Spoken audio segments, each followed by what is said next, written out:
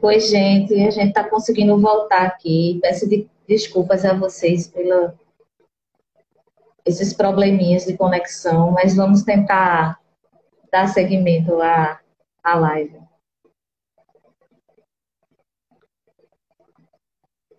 Vou esperar a Larissa entrar.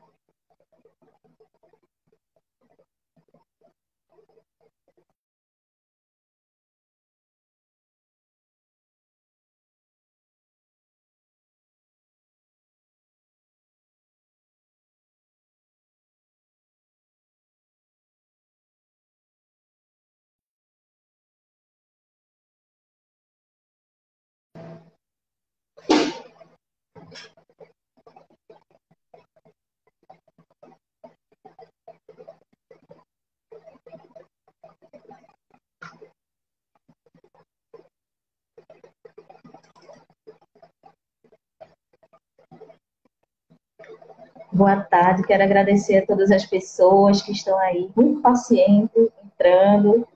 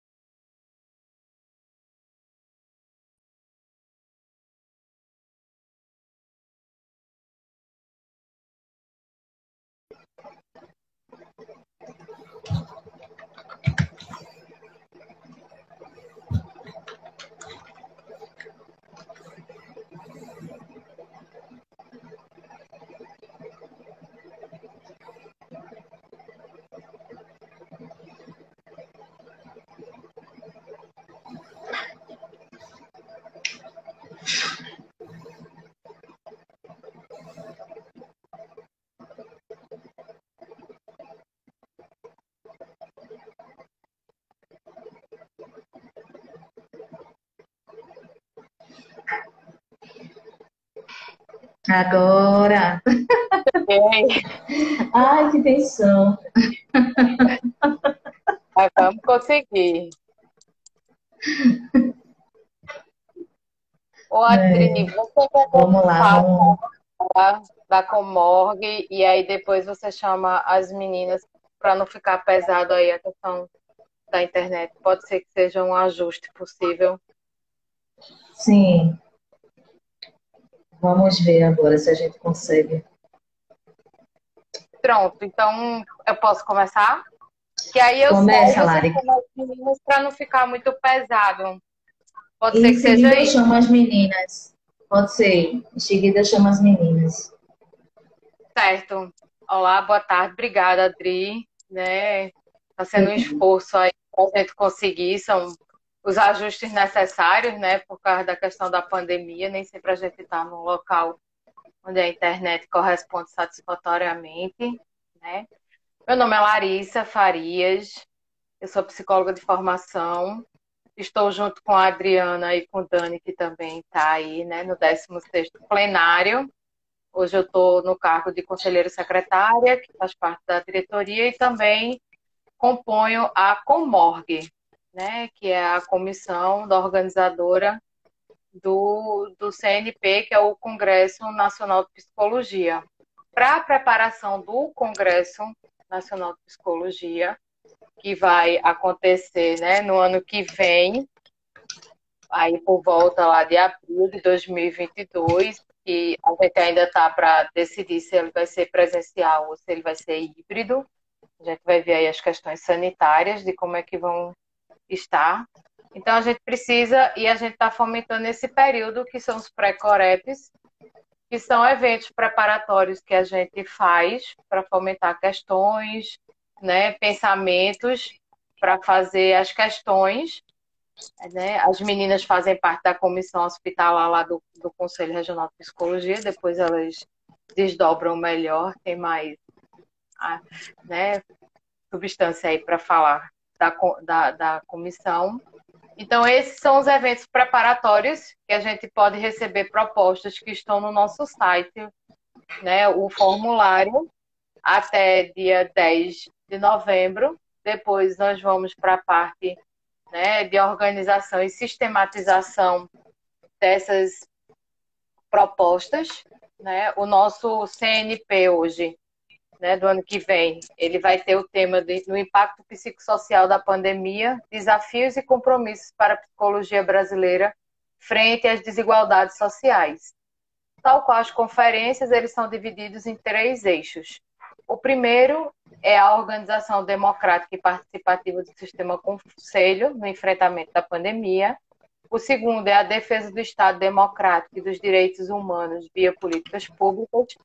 E o terceiro eixo é o fazer ético e político da psicologia no trabalho em saúde mental.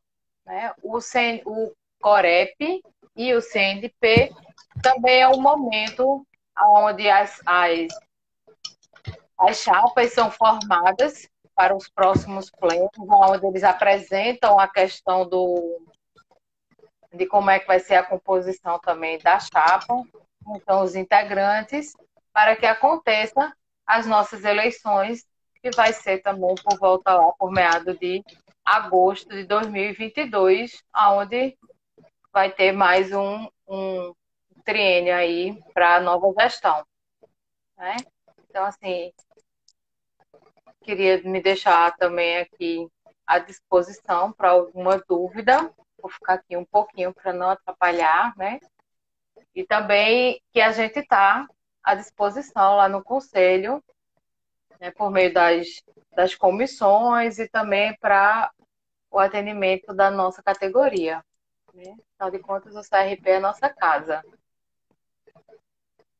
Eita, eu não fiz minha audiodescrição, Adri, desculpa. Eu sou uma mulher parda, cabelo loiro, pintado, camisão com um colar e atrás livros. Bom evento, Adri, Dani e a todos aí. Vamos fomentar boas propostas para nortear o nosso próximo pleno. Lari, muito obrigada por tua participação, muito importante, né?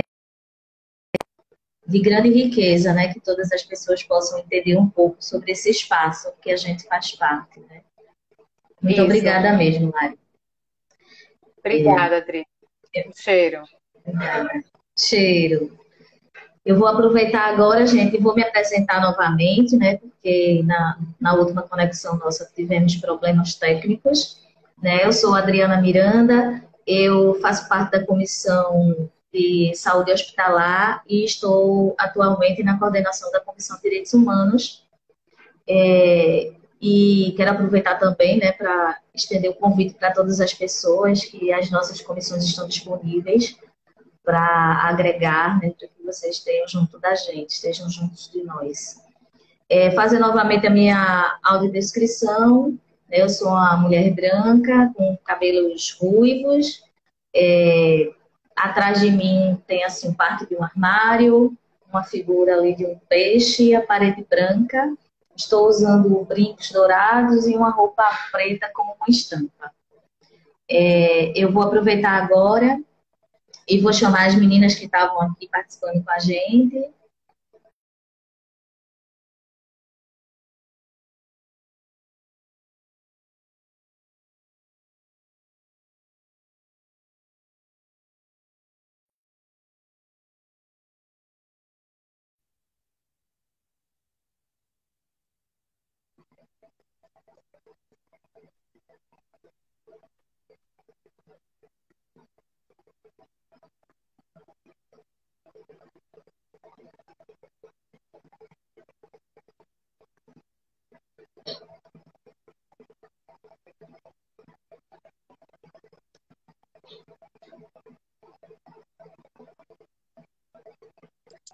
Conseguiu, Adri? Vou chamar elas. Que aí eu saio para vamos começar a... Oi, achei aqui já. Certo. Achei. Vamos ver se agora vamos.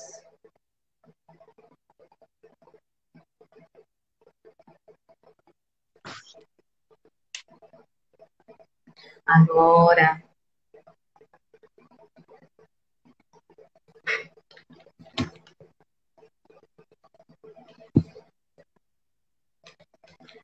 Olá, querida. Bem-vinda de volta. Como estamos começando novamente, né, a live, eu queria pedir, por gentileza, que você se apresentasse novamente, fizesse a audiodescrição. Natalina não voltou, né? Mas eu posso começar, né? Ainda não, é. Eu sou Juscelie, sou psicóloga. Eu sou branca, tenho cabelo preto curto, estou usando um vestido azul com algumas estampas atrás de mim, um estante com alguns livros e uns enfeites. Os óculos, estou usando um brinco de batom.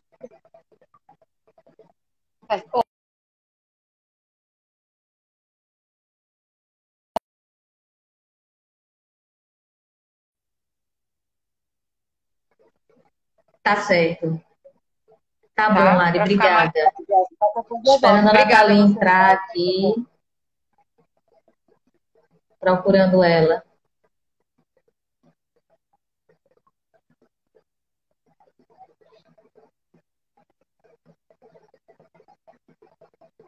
Obrigada, Lari.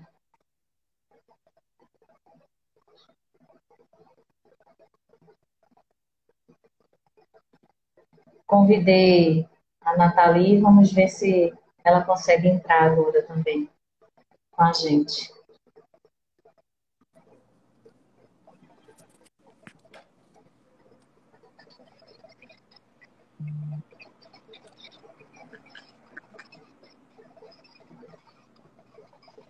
Ah, conseguiu, ótimo. Oi, querida, muito bem-vinda, Nathalie, mais uma vez. Eu estava explicando agora para a Jussi que queria que, por gentileza, se apresentasse novamente, porque a gente precisa iniciar uma nova live. Tá joia. Fazer aquela apresentação que a gente fez da outra vez, né? Tá. Eu me chamo Nathalie. Isso. Certo. Eu me chamo Nathalie, né? Me considero branca. Tenho um cabelo curtinho, castanho, claro, enfim. Estou usando rosa. Uso óculos. Aqui atrás tem uma parede branca. Sou psicóloga aqui em Recife. Ótimo. Obrigada, Nathalie.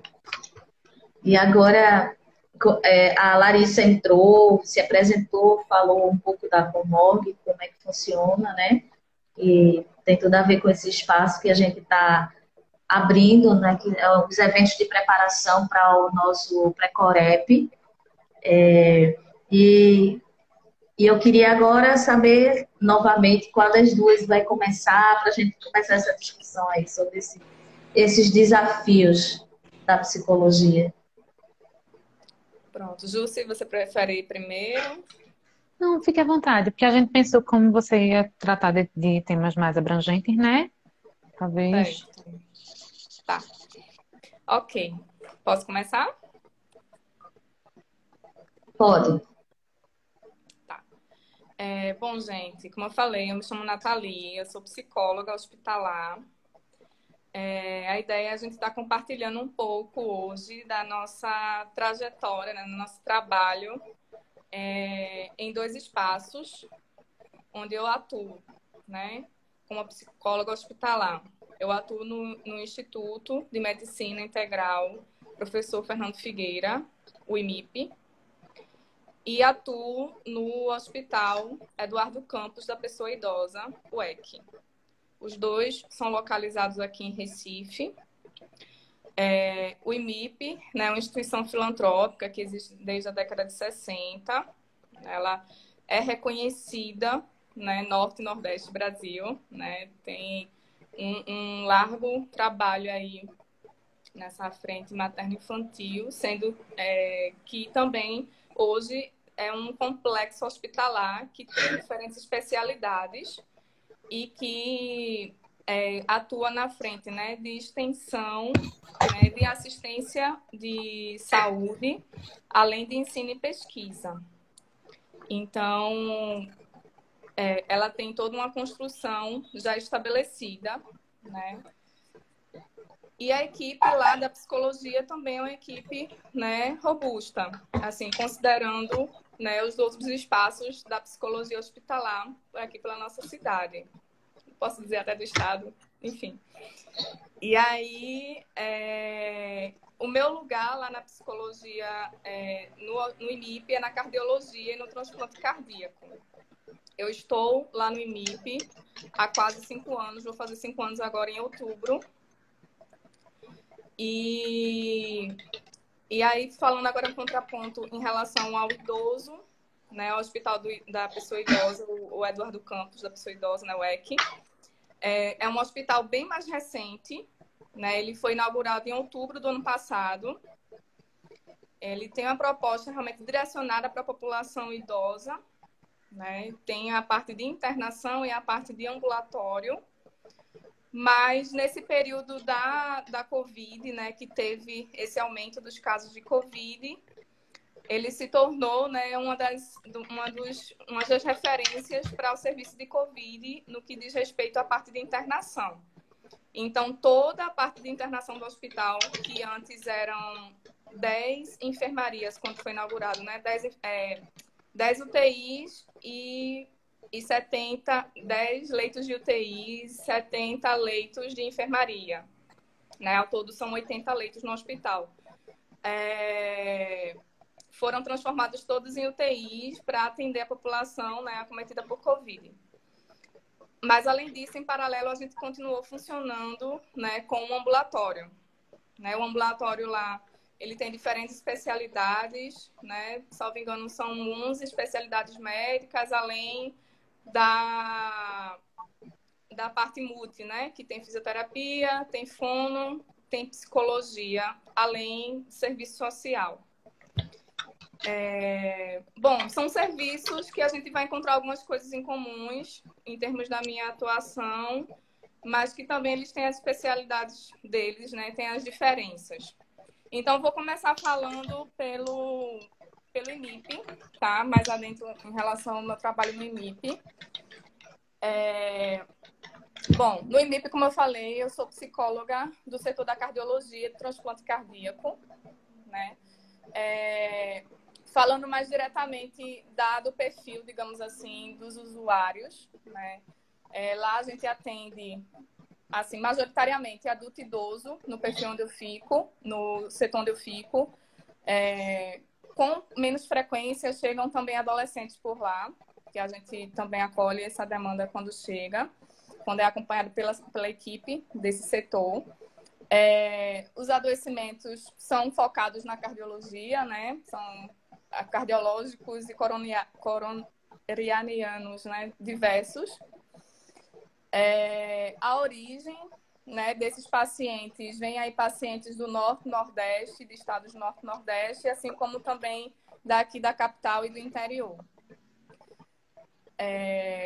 E como eles chegam para a gente, né, por encaminhamento externo e interno. Então, assim, pode ser ele estava sendo acompanhado por algum outro médico, né, do hospital, por exemplo, que identifica que tem alguma questão cardiológica importante, encaminha para outro cardiologista, que aí esse cardiologista do transplante é quem faz a avaliação, né, sobre a necessidade ou não de indicação para transplante. Né, assim que esse paciente entra no serviço. Isso no contexto do transplante. Né? No contexto da cardiologia geral, né, eles vêm, seja encaminhado também por serviço de fora, seja também de interno, né, do hospital, que vai para a internação lá na cardiologia. Bom, aí eu estou falando mais de forma geral em relação ao serviço para contextualizar, né? Aí falando assim, em termos de estrutura de serviço, né, da cardiologia, né, a gente tem a enfermaria da cardiologia, que divide com transplante cardíaco também. Eu sempre faço essa divisão porque são equipes diferentes também, né? Tem algumas pessoas em comuns, mas tem pessoas que são diferentes, que atuam nos dois, em cada um deles. Então, assim, na enfermaria da cardiologia, né? Tem 16 leitos masculinos, tem 8 leitos femininos. Tem uma enfermaria mista, pós-cirúrgica, que lá normalmente ficam os pacientes, muitos dos pacientes do transplante, são 10 leitos, sendo 4 desses leitos em quartinhos, né? São em isolamentos.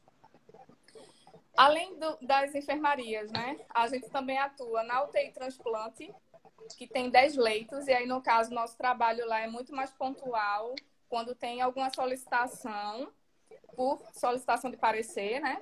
Ou então, quando tem algum paciente que a gente já está acompanhando na enfermaria e vai para a UTI. Esses pacientes da UTI transplante, a gente só atende os da cardiologia, porque lá nessa UTI transplantes vai também pacientes de outros tipos de transplante, por exemplo, renal, por exemplo, vai para lá também, quando termina a cirurgia. Além dessa UTI transplante, nós temos também a UTI hemodinâmica, que quem é da psicologia também dá o suporte lá. E aí, por consideração do quantitativo de leitos que a gente, né, precisa encontrar uma forma de funcionar, né? Também lá na hemodinâmica a gente vai sob solicitação de parecer. Então, nossa atuação lá também é mais pontual do que nas enfermarias, né? A gente tem uma rotina muito mais presente nas enfermarias. Além dessas UTIs e enfermarias, o transplante, né, ele conta, e a cardiologia, ele conta com um bloco de cirúrgico, né, além do ambulatório. E aí no ambulatório, né, no ambulatório de transplante, ficam os médicos cardiologistas, a enfermagem e a psicologia. A gente também consegue um horário lá semanal nessa parte do ambulatório do transplante. E aí como é que a psicologia chega, né? Como eu já mencionei inicialmente, né, tem essa entrada por meio de solicitação de parecer, né? Que a gente tem uma pastinha que fica lá na enfermaria, a pastinha da psicologia, e aí o pessoal chega lá e coloca os pareceres lá, a solicitação lá. Tem também os repasses da enfermagem, porque a gente também tem uma rotina de quando chega no setor, a gente pergunta à enfermagem como é que estão as coisas no setor, se tem alguma indicação de algum paciente, né, alguma demanda que tenha surgido, né, que elas tenham identificado, né, a gente também faz essas trocas mais diretas com a equipe. E tem um repasse que é feito pela própria equipe do transplante, no caso os médicos, ou então a equipe multi, né? Esses repasses, eles são mais diretos também, por meio de comunicação, muito por meio de reunião semanal que a gente tem, né? Reunião multi, além de comunicação via WhatsApp ou ligação mesmo, né? A gente tem uns grupos, né? Tem um grupo de relação de trabalho, né, em relação ao transplante. E aí, nesses contatos também são repassados as demandas. Bom, então, falando de uma forma geral, né, nosso trabalho na psicologia da cardiologia e no transplante. Né, na cardiologia geral, a gente faz o acompanhamento psicológico dos pacientes e acompanhantes durante o processo de hospitalização. E no transplante cardíaco, né, a gente atua nessa frente com a avaliação psicológica dos pacientes que estão em estudo para transplante e também fazendo esse acompanhamento do processo, né, do transplante e da hospitalização, quando é o caso, pré e pós cirurgia. Em relação às interseções, né, com a rede de saúde nesse contexto, nós temos aí contato em 3 vias, pelo menos eu vejo dessa forma, né? Tem a rede interna da equipe, né? Que é uma equipe, assim, bem completinha, digamos assim, em termos de especialidades. A gente faz muita troca, né? Entre nós, da equipe. Buscamos realmente estar tendo uma atuação mais articulada, às vezes até acontecendo atendimentos em conjunto, né, articulando horários desses atendimentos, enfim, além das informações mesmo sobre cada paciente. Tem essa articulação com a rede interna do hospital, né, porque também, por exemplo, quando precisa de um atendimento, por exemplo, um acompanhante está precisando de ter um acompanhamento psicológico, né, a gente não conseguindo realmente absorver essa demanda no ambulatório, a gente tem a possibilidade de recorrer a colegas que trabalham, que atuam no ambulatório do IMIP, né, para estar buscando fazer esses encargos, por exemplo. Né, tem essas possibilidades de articulação, seja da psicologia, da psiquiatria, né, além de outros serviços. Nem sempre isso é tão simples por conta da demanda que existe, né, mas a gente faz esse esforço de fato. E tem a possibilidade de troca com a rede externa ao hospital, que aí, por exemplo, né, tem um paciente, né, tem um usuário que eu estou acompanhando, né, que ele tem uma indicação para transplante, mas o médico está buscando ao máximo, aí está postergando realmente a realização desse transplante, porque é um paciente que ele tem um histórico e vem lidando com questões em relação ao uso de drogas. E aí, isso, em tese, é um impeditivo para entrar no transplante, né? Sendo que a gente vem fazendo um trabalho com ele de acompanhamento ambulatorial, né? Vem mesmo num contexto mais psicoterápico mesmo. E aí, esse trabalho nosso tem feito também articulação com a rede, né? Que também vem acompanhando esse usuário, né? Do CAPS, né? A gente vai fazendo essas pontes também, né? Para que seja uma atuação realmente mais alinhada, dentro do que for possível. Eu vejo que realmente, assim, em relação ao nosso trabalho no IMIP, né, a nossa maior dificuldade em termos de articulação com a rede, principalmente nesse período de pandemia, foi quando se encontrava, né, quando se percebia uma demanda de acompanhamento psicológico que fosse para além do que a gente conseguia dar suporte lá no nosso serviço.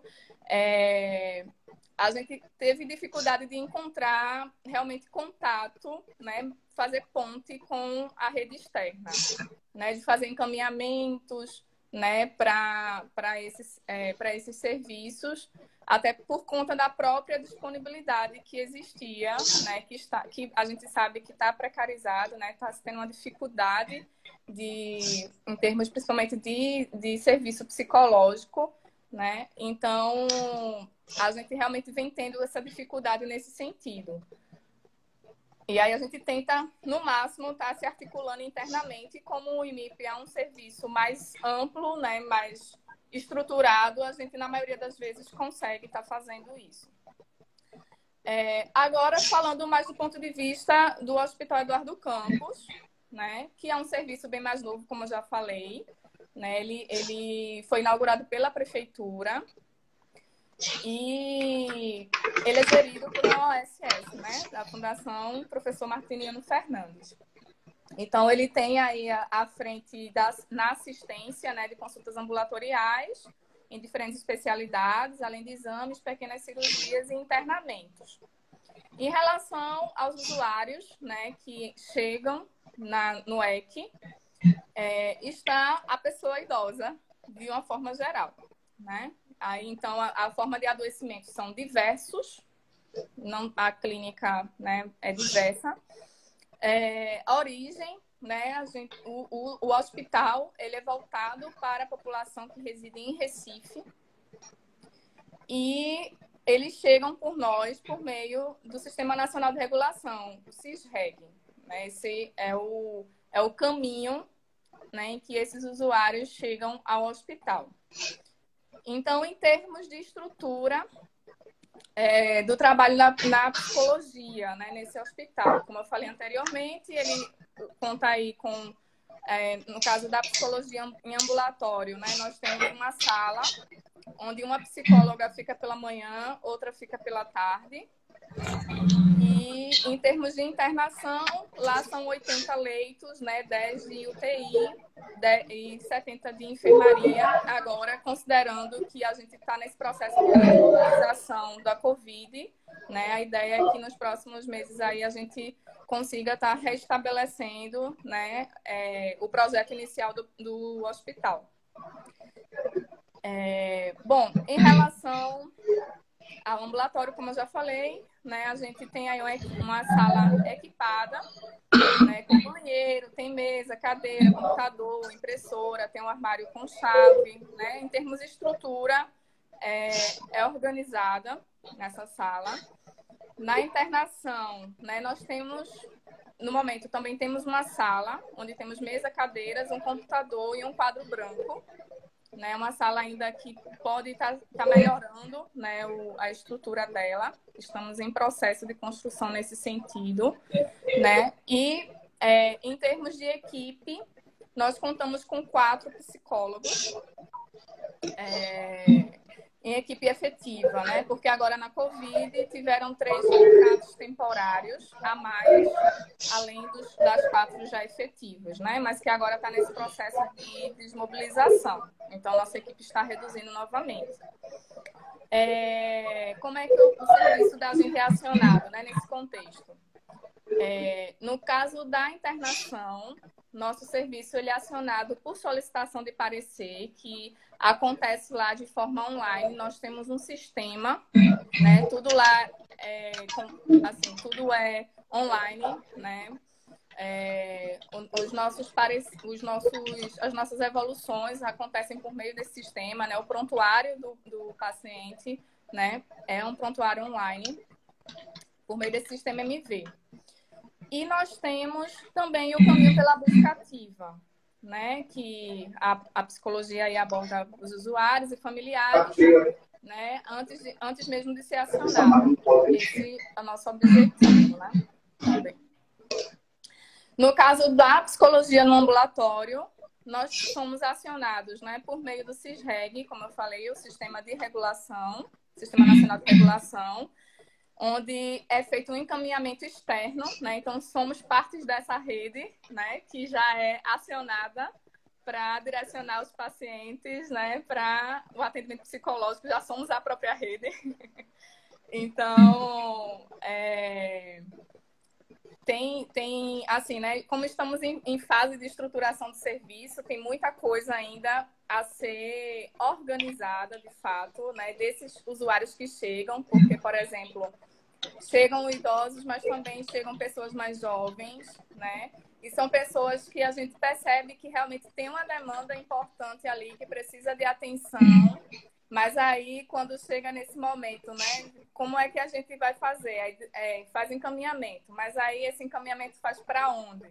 Né? E aí a gente começa a entrar em alguns entraves, né? Em termos de como é que a gente vai conduzindo essa dinâmica, em termos de construir um perfil realmente do trabalho no hospital.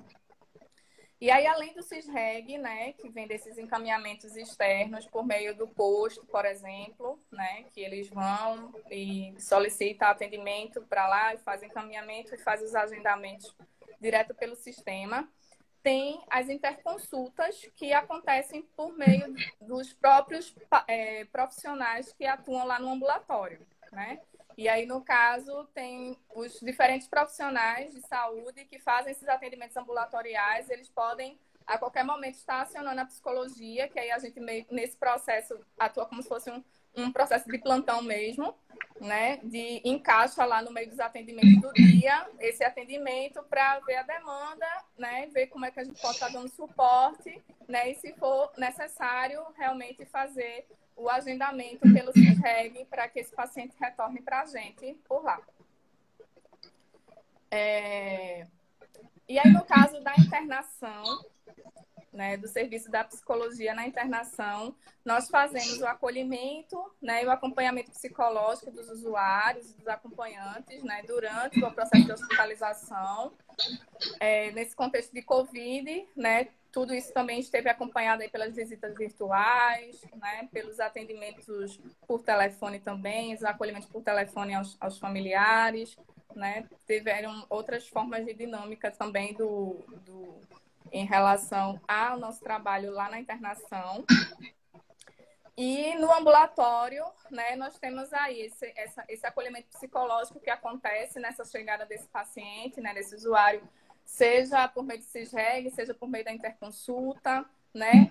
E aí vê a possibilidade de inclusão no acompanhamento psicológico, né? Ou do trabalho mais de plantão mesmo.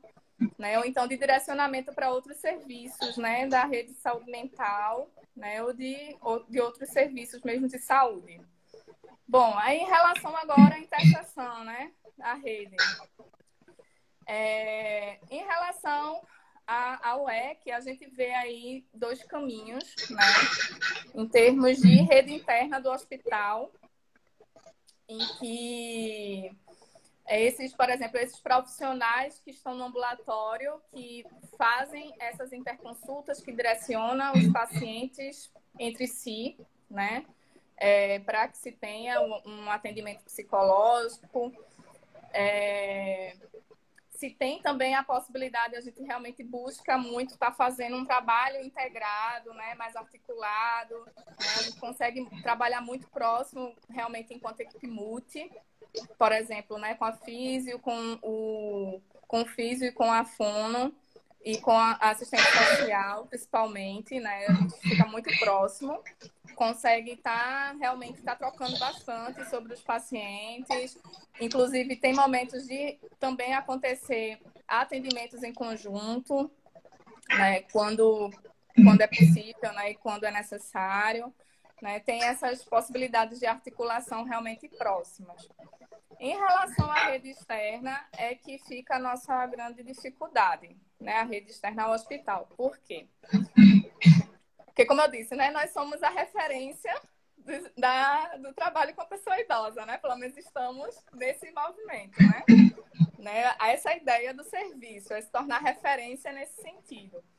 E aí, o que acontece? Nós somos a própria rede, né? Quando a gente precisa, de fato, né, da assistência externa, né? Com exceção do contexto, por exemplo, de CAPS, que a gente consegue fazer uma articulação melhor,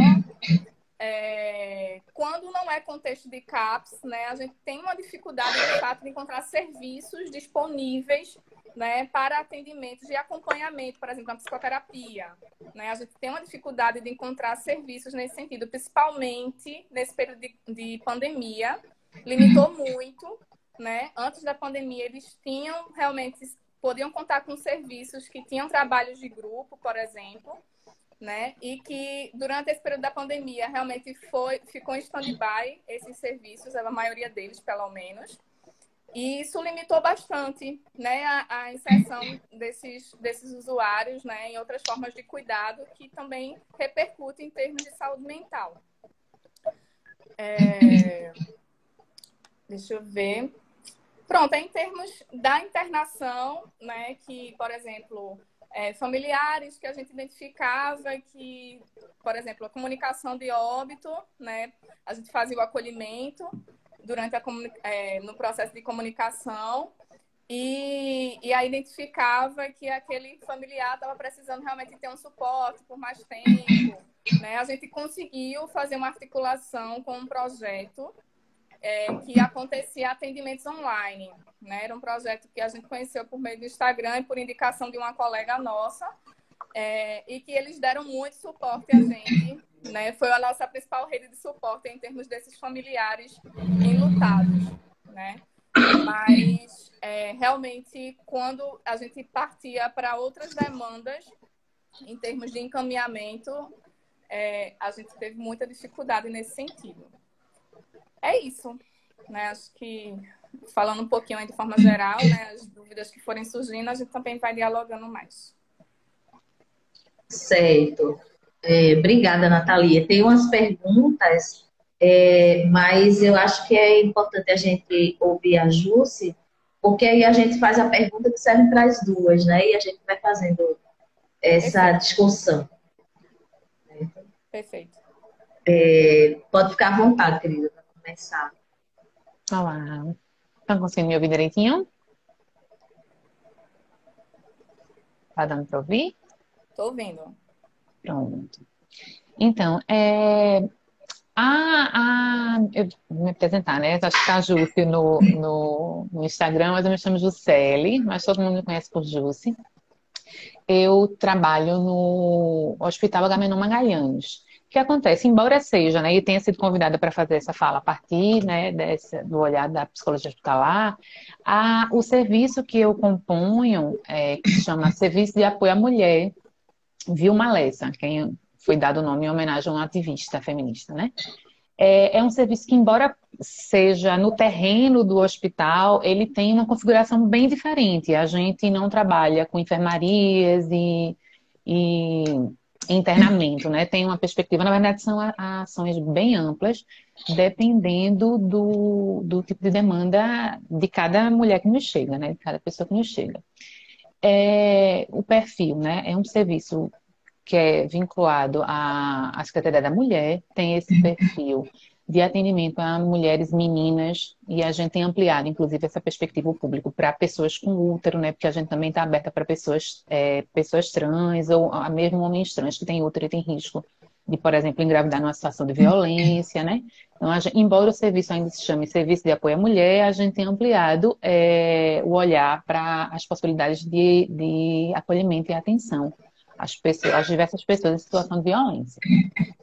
E aí o serviço fica inclusive num espaço reservado do hospital. A gente não está no prédio lá, né? Está num espaço mais reservado, que é só desse setor, só do serviço, que só circulam os profissionais daquele setor, naquele momento, né? Muito na perspectiva de garantia de sigilo, de proteção da mulher, que muitas vezes não está já fora da situação de violência, né? Eu vou dizer sempre mulher, mas sempre que eu disser mulher, entendo como mulheres, meninas e pessoas com útero, tá? Eu vou dizer só a título para ficar mais fácil a condução da fala. Mas a gente atende meninas pessoas a partir de 12 anos, sem limitação de idade, que estejam em situação ou tenham sido ou tenham sido tocadas pela situação de violência ou ainda estejam na situação de violência das mais diversas naturezas. Violência psicológica, violência física, violência sexual, violência patrimonial, das mais diversas, né? Inclusive pessoas... E é como a gente tem historicamente esse viés da profilaxia, da proteção depois do contato sexual, né, de risco, a gente acaba que o nosso público majoritariamente violência sexual. Porque, por exemplo, na rede de enfrentamento à violência, né, contra a mulher, tem outros serviços, outros dispositivos que funcionam numa perspectiva mais do apoio jurídico, do apoio psicológico. Aí, geralmente, chega para a gente com maior frequência as mulheres que foram vítimas de violência sexual, porque a gente também oferta a profilaxia para prevenção de ISTs e da própria gravidez, né?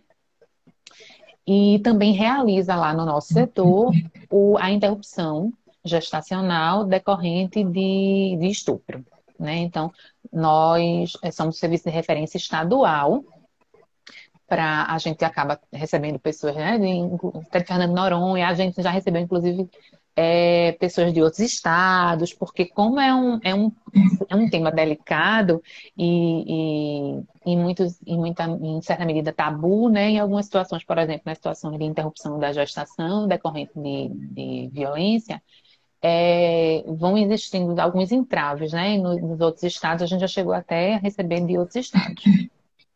Então, a composição da equipe, né, atualmente, né, somos...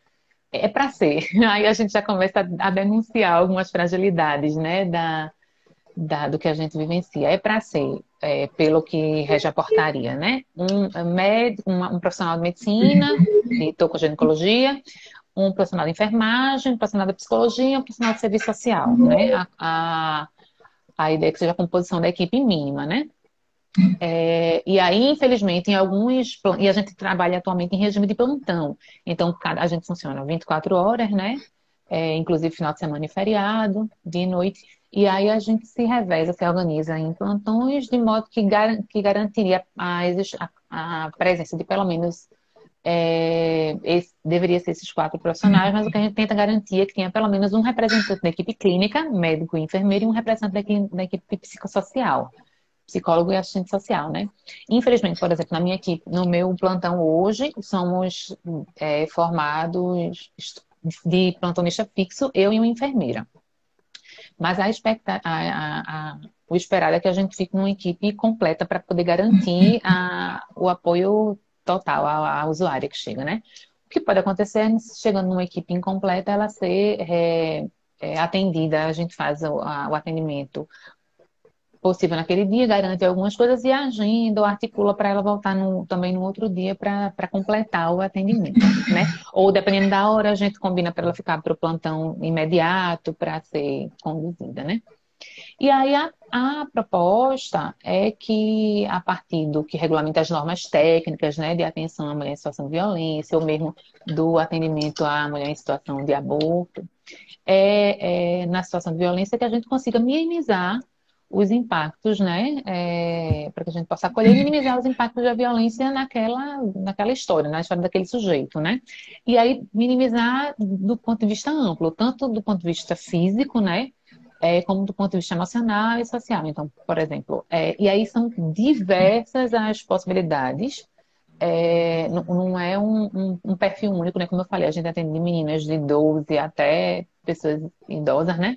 Até Nathalie tinha perguntado se atendia pessoa idosa. Eu estava até dando uma olhada aqui no levantamento que a gente fez nesse primeiro semestre, a gente atendeu apenas duas pessoas com mais de 60 anos. Então, acaba que o público se concentra mais em mulheres de 20 e 40 e poucos anos, né? Como a gente também não é a única referência para atendimento de criança e adolescente, a gente só atende a partir das 12, o pessoal do LESA, lá do CERCA, e o próprio IMIP é que recebem para profilaxia as crianças, né? Com menos de 12 anos.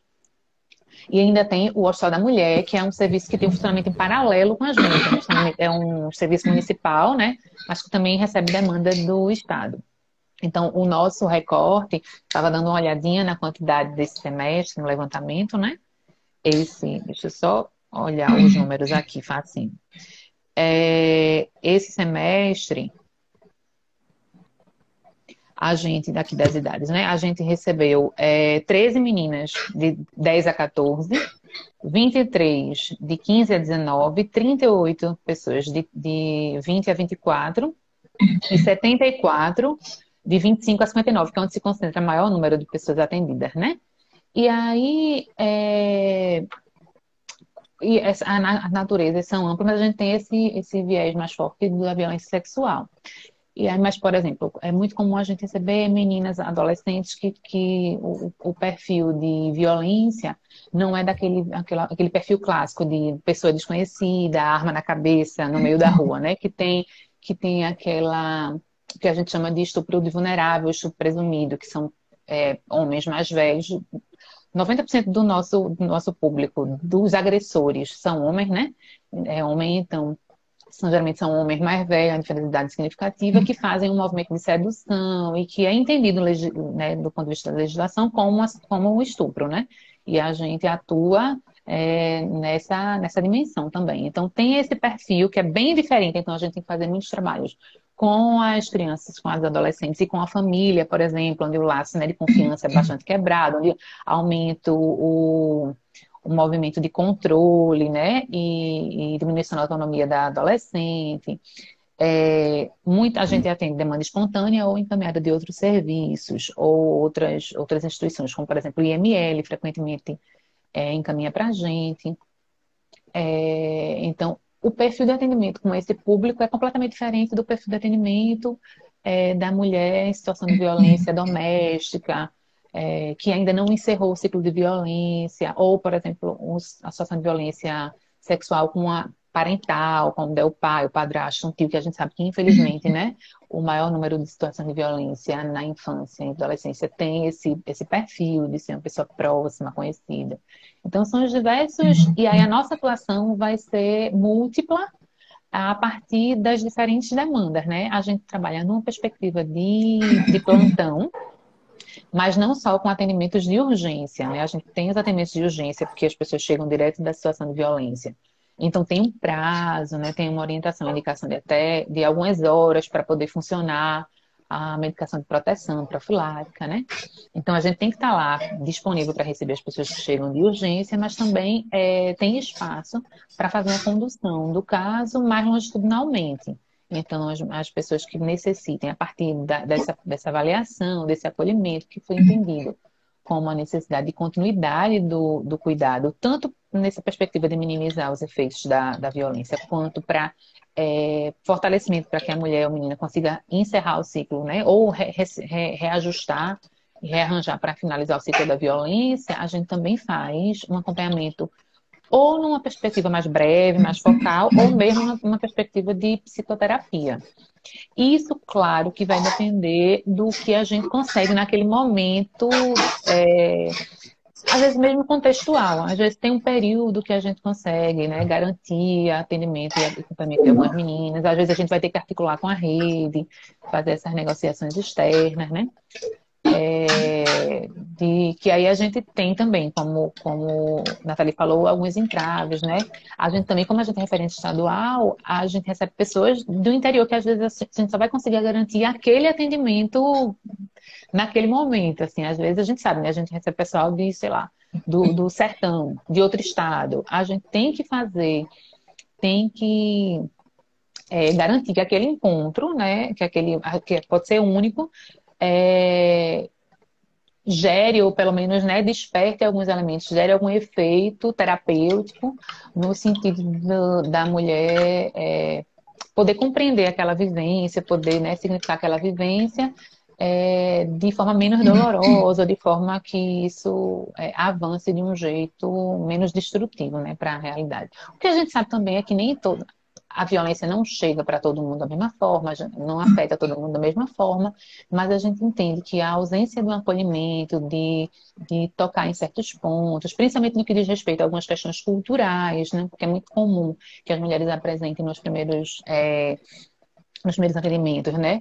Os elementos de culpa, de vergonha. Muitas vezes as mulheres não chegam diretamente, mulheres e meninas, né, não chegam diretamente para o atendimento assim que acontece a violência. Ela vai apresentando alguns sinais, sintomas de sofrimento. Às vezes, quando é mais jovem, né, são os familiares que identificam algumas mudanças de comportamento e chegam a, né? Ou então quando tem alguma situação de flagrante, na situação de violência intrafamiliar. Então, assim, são diversas as demandas, né, do que pode acontecer, e a gente pode ter desde um atendimento pontual, que às vezes pode ser único ali para trazer alguns elementos que tente desconstruir, ou pelo menos trazer elementos para as mulheres de diminuição dessa culpabilização, de associar isso a uma cultura, né, patriarcal, machista, onde a mulher onde é naturalizado, né, muitas vezes a violência, né, o domínio do homem, né, sobre o corpo da mulher. Então, quando a gente pode tocar nesses pontos, ou então, às vezes, compreender mesmo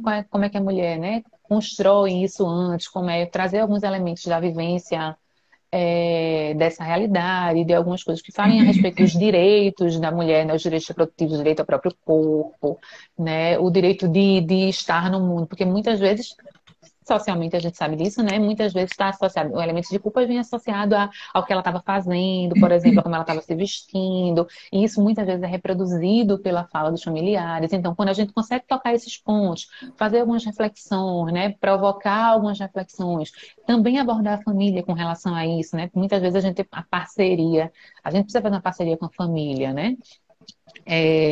Às vezes até provocar algumas reflexões quando essas jovens, né? Na própria menina, sobre o que ela viveu em uma situação de violência, né? Porque muitas vezes é minimizado e não é compreendido como uma situação de violência. Então, esses pontos todos ampliam, né? Abrem várias possibilidades de atuação da psicologia, que acaba tendo um viés mais clínico, muitas vezes lá, né? Mas porque a gente não tem esse perfil hospitalar de ambulatório, de enfermaria, de internamento, né? Mas por vezes a gente precisa também fazer essas articulações. Por exemplo, em algumas situações em que a violência acontece, a mulher está muito machucada, né? Ela precisa dessa articulação de fazer até procedimentos mesmo de sutura para né, depois de uma situação de violência sexual, ou quando for uma violência física. Então, frequentemente, chega primeiro na questão clínica, né? Chega primeiro para o internamento clínico, que a gente é demandado. Então, a gente só entra no hospital quando tem alguma situação dessa natureza, para a gente fazer o atendimento especializado da situação de violência, né? E depois fica fazendo acompanhamento lá no nosso setor. Quando a mulher vai fazer o procedimento para o aborto, né?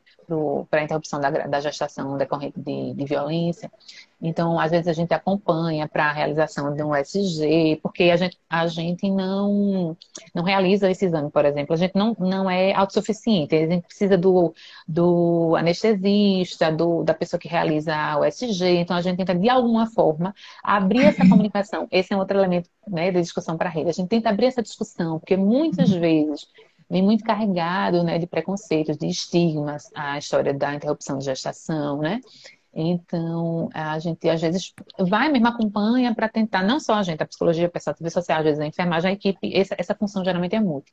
A gente acompanha a mulher na USG, acompanha a mulher em alguns procedimentos para tentar mesmo fazer um anteparo, né? Enquanto a gente não consegue desconstruir esse movimento de estigmatização dessas mulheres, né? Então, uma tentativa mesmo de proteger e de fortalecê-la diante do acesso ao direito dela, né?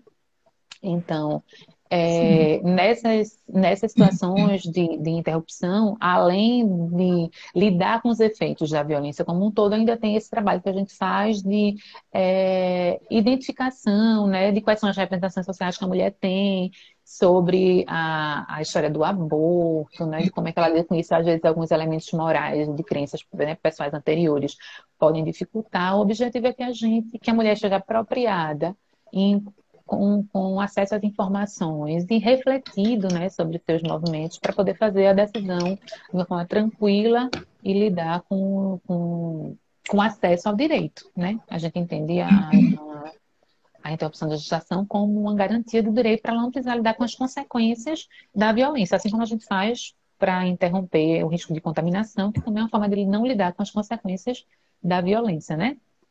De lidar de uma forma menos negativa. E aí é um trabalho delicado, né? A gente lá no SAM, lá no SAM não, né? Na verdade, em Pernambuco e pelo protocolo, a autorização é de realização do procedimento até a 22ª semana de gestação. Isso tudo, né? Orientado pelo protocolo, não existe uma exigência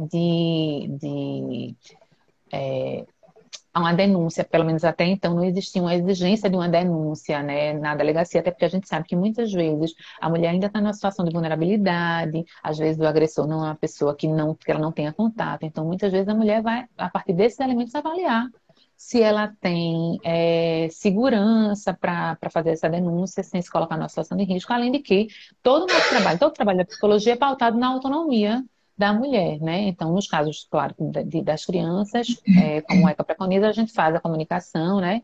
Existe uma exigência da comunicação, mas no caso da mulher adulta, isso até então.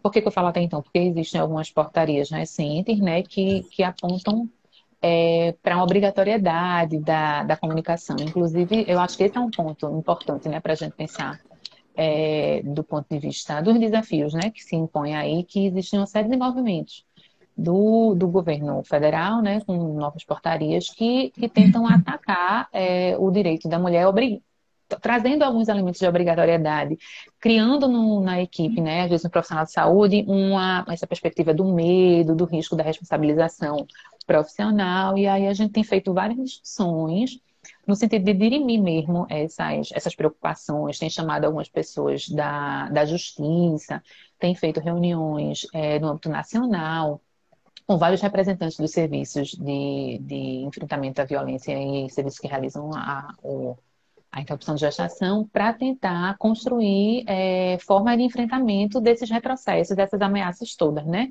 Que tem, por exemplo, portarias orientando, ou projetos de lei orientando que a pessoa seja obrigada a ver, ou ter informações sobre da USG, sobre o feto, né? A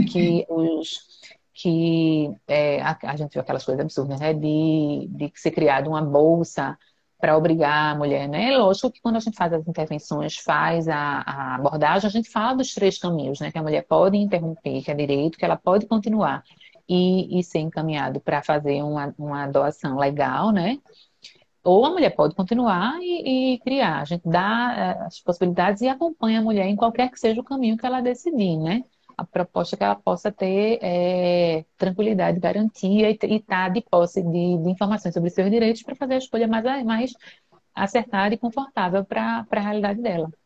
Né? O que a gente não pode é permitir que que seja cerceado o direito dela de não ser obrigada a lidar com a consequência de uma violência, né? Já que é um direito que já foi alcançado. Então, acho que esse é um ponto, sabe? Que é um papel também do profissional de psicologia estar compondo esses espaços de reflexão e de construção política mesmo, né? Para garantir o direito da mulher. Então, de, de um outro ponto que a gente vem discutindo também é diante de um atendimento que é tão denso, né? A gente trabalha com um tema, né? A coisa da violência, a gente está o tempo todo lidando com situações de mulheres que estão, de pessoas, né, de modo geral, que estão ou em situação de violência, ou em situação de vulnerabilidade, ou que acabaram de sair. E isso mobiliza um bocado. E a gente também tem feito um movimento de autocuidado. Até agora, até então, não existia no serviço nenhum tipo de trabalho de supervisão clínica ou institucional que pudesse, inclusive, favorecer as reflexões dentro da própria equipe. Por quê?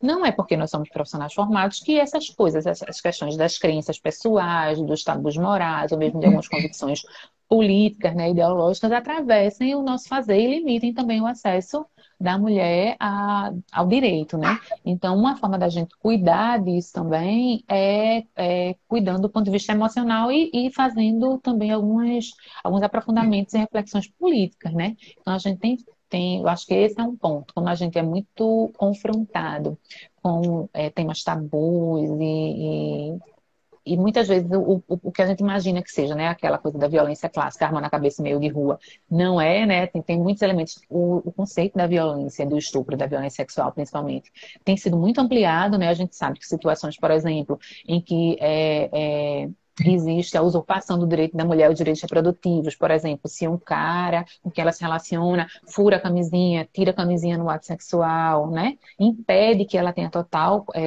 controle sobre os desdobramentos daquele contato sexual. Isso é reconhecido também como violência. Do ponto de vista legal, tem espaço para reconhecer como violência e para ter acesso ao direito, de interrupção. Então, tem vários acontecimentos e fenômenos que a gente está sendo exposto, né, que as mulheres têm chegado para ter acesso ao direito, e a gente precisa estar com isso muito desenvolvido, muito seguro do ponto de vista conceitual, legal, para ter segurança em avançar no direito da mulher, né? Então, a gente também tem pensado nessa coisa do autocuidado, né, de como construir formas de supervisão ou de autogestão. A gente tem se encontrado, inclusive, com outros serviços de atenção à mulher, como alguns representantes do Hospital da Mulher, alguns representantes do CERCA, para fazer alguns momentos onde a discussão de um caso ou a discussão de um tema específico, não mais do ponto de vista teórico, mas do ponto de vista mesmo de acolhimento, a gente possa falar de quais são os pontos que tocam a gente, de como é que a gente pode avançar nisso. Acho que esse é um ponto importante. A coisa das comunicações também, né? As comunicações que também é um ponto que atravessa o nosso fazer, as comunicações, os registros, por exemplo, né? A gente, assim como o Nathalie, a gente tem um prontuário eletrônico, um prontuário né, que a gente vem conseguindo garantir que seja só para o nosso setor, que é outro elemento, né? O sigilo e a garantia de segurança da mulher numa situação de violência é fundamental. Então, até porque, né, algumas mulheres ainda estão em situação de violência, ainda estão tendo o caso investigado, ou os casos, processo judicial. Então, a gente tem conseguido garantir que esse prontuário seja só nosso, né? Mesmo as discussões sobre o que é que tem que estar registrado, né? Porque o prontuário tem que ser um elemento de continuidade do acompanhamento. Como às vezes a gente funciona em plantão, a mulher pode chegar no plantão de outro colega, então é importante que tenha alguns elementos que sejam registrados ali. É um prontuário único, né? Mas existem algumas discussões de como é que a gente conduz, de quais são os documentos que são produzidos a partir disso, a partir da demandas judiciais, né? Então, há um outro ponto também importante dessa articulação na rede é que algumas mulheres podem apresentar desdobramentos de impacto na questão da saúde mental, né? Algumas mulheres, não é a maioria, estudos apontam que só 45% das mulheres apresentam sofrimento psíquico, né? Assim, mais proeminente, e que é esperado que isso seja reduzido com o passar de alguns meses, mas a gente precisa, por exemplo, identificar, né? Fazer uma identificação de riscos, de vulnerabilidade, risco de suicídio, né, de alguns elementos que possam vulnerabilizar, então articular também com elementos da rede, né, de saúde mental, às vezes articular com serviços de urgência, às vezes a gente também recebe de outros serviços, por exemplo, frequentemente as mulheres estão numa situação de desorganização psíquica e são encontradas em uma situação, na rua, numa situação de vulnerabilidade que não se sabe se teve, ou então com algum sinal de violência. Então, frequentemente, chegam também para a gente nessas situações, né? Então, a gente recebe mulheres de serviço de saúde, do IML, das delegacias, ou de propriamente demanda espontânea. Então, essas articulações são sempre necessárias, né? Também articular com os municípios do interior, acionar a Secretaria de Saúde para garantia da continuidade do acompanhamento, quando elas não conseguem se deslocar, ou garantir o deslocamento para o serviço, né? Garantir o transporte e deslocamento para o serviço. Então, a gente está sempre em articulação dessas demandas para garantir a continuidade do cuidado da mulher. Então, tem essas discussões com o próprio hospital, com a rede, com o próprio hospital, para tentar minimizar os efeitos da violência institucional, para que a mulher não seja obrigada a estar em todo o espaço que circula, repetindo a história, né, tendo que revisitar a situação de sofrimento. Tem essas articulações com os serviços, tanto dentro da saúde, como os serviços de justiça, de proteção. Muitas vezes a gente precisa organizar situações de abrigamento da mulher, né, articular com a Secretaria da Mulher, que faz o serviço de proteção à mulher em risco de morte ou grave ameaça. Então, são articulações tanto com a rede de saúde como com articulações intersetoriais, né? Isso é um desafio, né, para a gente que tem uma formação muitas vezes muito demarcada, né, aquela coisa assim da escuta, né, do registro e muita gente às vezes é desafiado, principalmente por conta disso, assim, às vezes a mulher chega numa situação de extrema vulnerabilidade, machucada, a gente às vezes tem mesmo que sair do nosso lugar, né, de que dar um apoio às vezes numa coisa mais concreta mesmo, né, a mulher tá sem conseguir falar, tá toda machucada, então às vezes a gente tá ali perto para estar, às vezes a gente é a primeira pessoa que faz a escuta, né? Então a mulher é importante que a gente crie esse laço de confiança, de vínculo, aí tem lá, a mulher vai fazer os procedimentos. Tem situações que a mulher pede para a gente estar junto, né? Para a gente estar mesmo no concreto, naquela presença que ampara, né? E aí o esperado é que ela vá avançando de modo que a gente possa voltar para um lugar diferente, que possa conduzir as reflexões, né? Mas aí a gente é convocada a ocupar lugares muito que desterritorializa às vezes a gente, né? Articular com essa coisa de fora e estar lidando com as situações de crise mesmo, lidando com as situações de perigo, pensando com ela estratégias de segurança, planos de ação, articulando família, né? Atuando com a família, porque às vezes gera essa coisa da revolta, risco de, né? Tem uma expectativa de um risco, muitas vezes, de vingança, então às vezes a gente tem que falar articular muito com a família. São demandas múltiplas, assim, né? Tanto do ponto de vista psicológico como do ponto de vista social, que a gente acaba fazendo muita parceria também com o pessoal do serviço social, de pensar ações e estratégias juntas. Uma coisa que ficou muito prejudicada pela pandemia é que a gente vinha tentando fazer um trabalho de matriciamento. Por quê?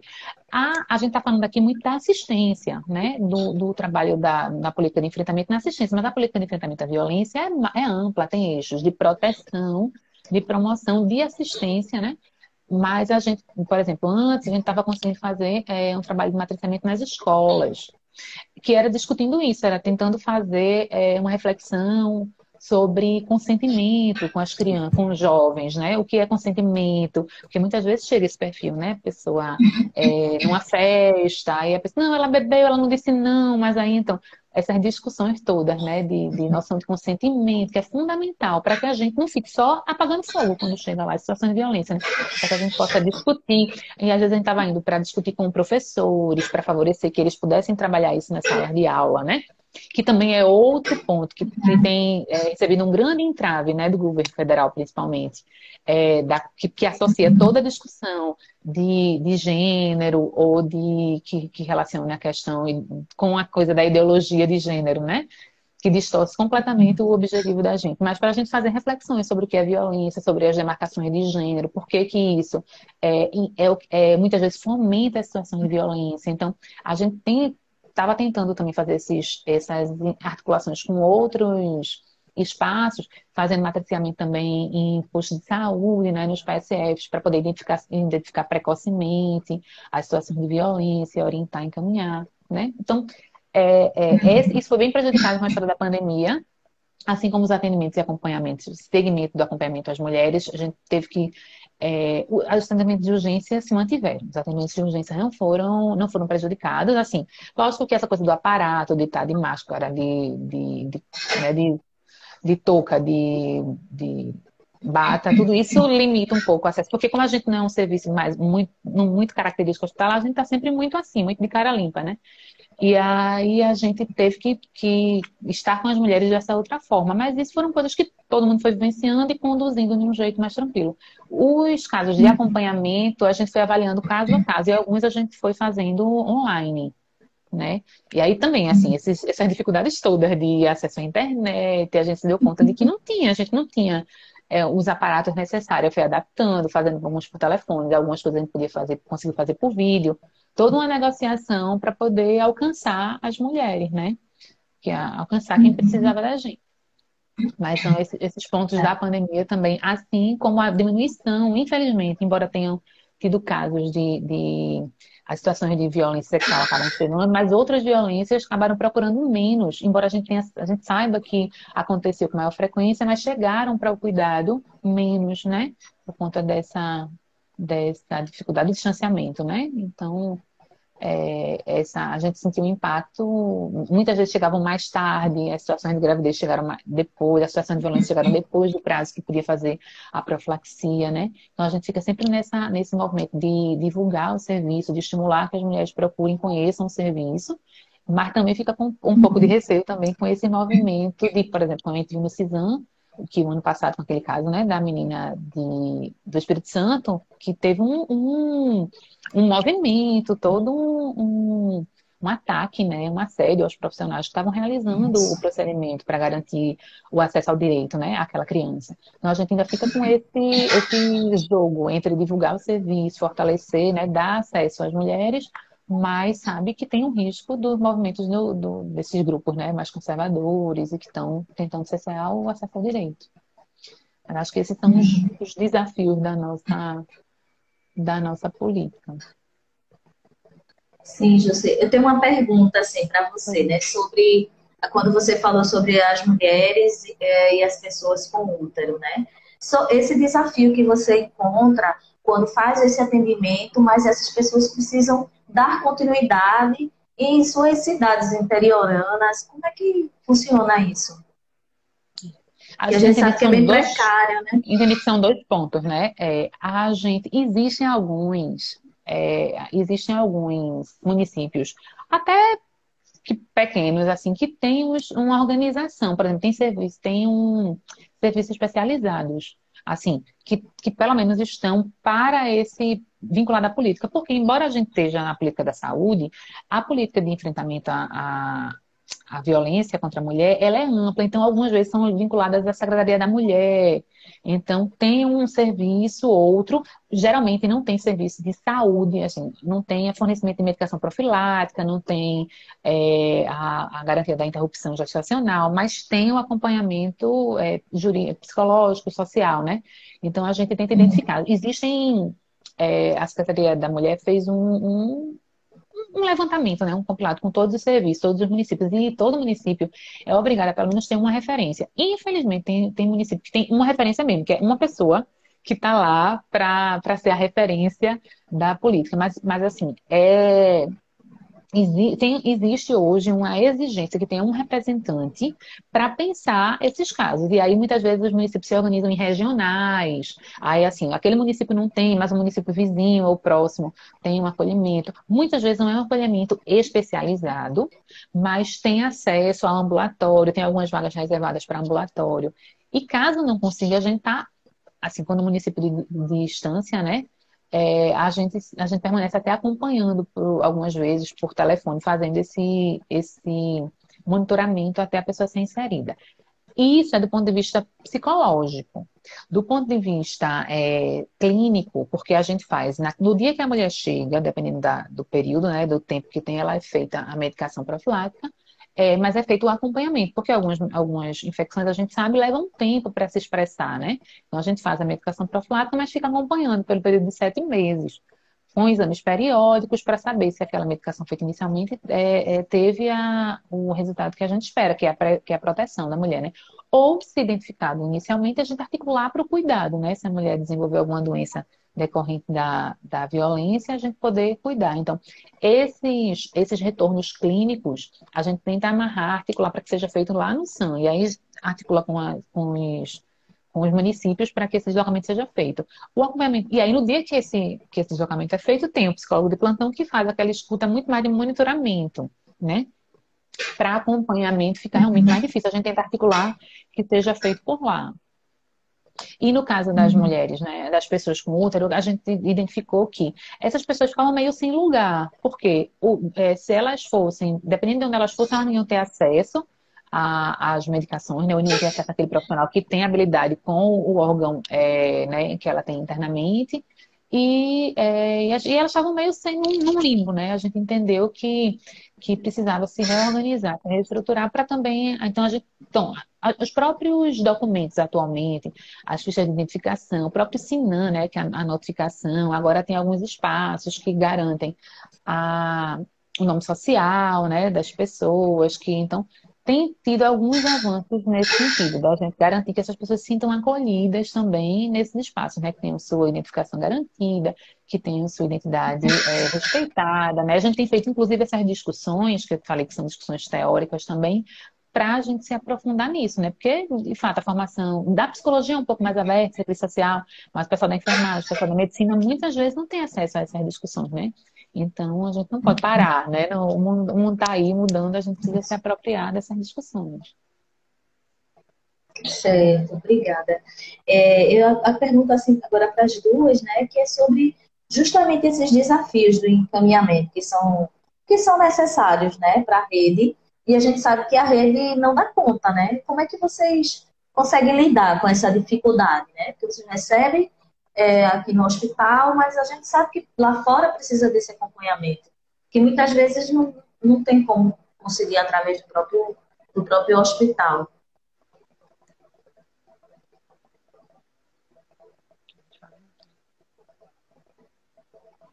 Tá desligado. Tá.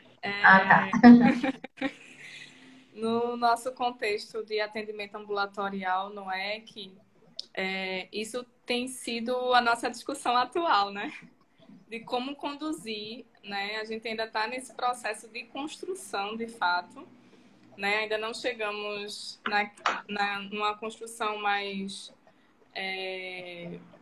assim, consensual da equipe, né? Mas, assim, no momento atual, a forma como se vem lidando, né, com os usuários que precisam, por exemplo, que a gente identifica que tem uma demanda, né, psicológica, né, demanda para acompanhamento, pelo menos em termos desse cuidado, pelo menos para uma estabilização, né, mínima para essa pessoa seguir, né.